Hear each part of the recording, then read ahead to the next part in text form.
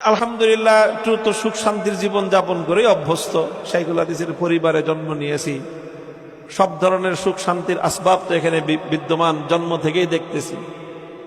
জেলখানায় যখন গেলাম বাইরে খালি হিসাব করতাম আর নিজেকে নিজে বলতাম যে মামুনুল হক প্রতিদিন নতুন নতুন পাঞ্জাবি গায়ে দিতা, একটা করে পাঞ্জাবি ক্যালকাটা ড্রাই ক্লিনার্স থেকে ওয়াশ করায় প্রতিদিন। কি আরাম আয়েশের জীবনটা কাটাইছে, এখন কেমন লাগে?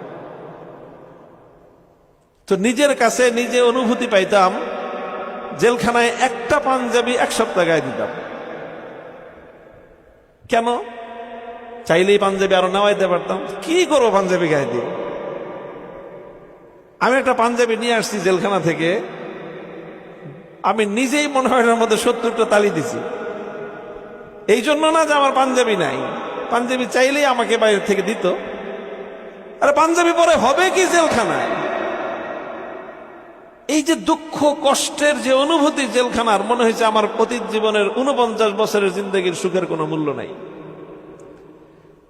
3 বছর জেলখানার থেকে বের হয়েছি, একদিন এখানে ভিতরের বাইরের আনন্দে মনে হয়েছে 3 বছরের কোনো দুঃখ কষ্ট কিছুই নেই।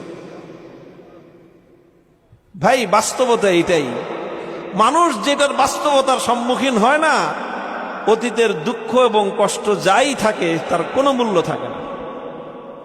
আমরা অনেকের সাথে জেলখানায় মানে সখ্যতা হয়েছে, ভালো সম্পর্ক গড়ে উঠেছে। জেলখানার দুঃখের দিনের সম্পর্ক 17 বছর 18 বছর পর্যন্ত জেলখানায় কাটায় আসছে।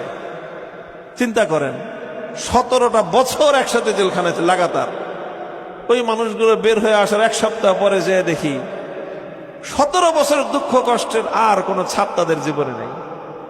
এখন শেখ হাসিনার জিজ্ঞেস করেন তো, কত বছর বাংলাদেশে ক্ষমতা চালাইছে, আর কেমন মজা হয়েছিল কত? আরে আখেরাত তো পরের কথা, আখেরাত তো পরের কথা। পরিস্থিতির সম্মুখীন হলে মানুষ কিভাবে অতীতের জীবনের কথা ভুলে যায়।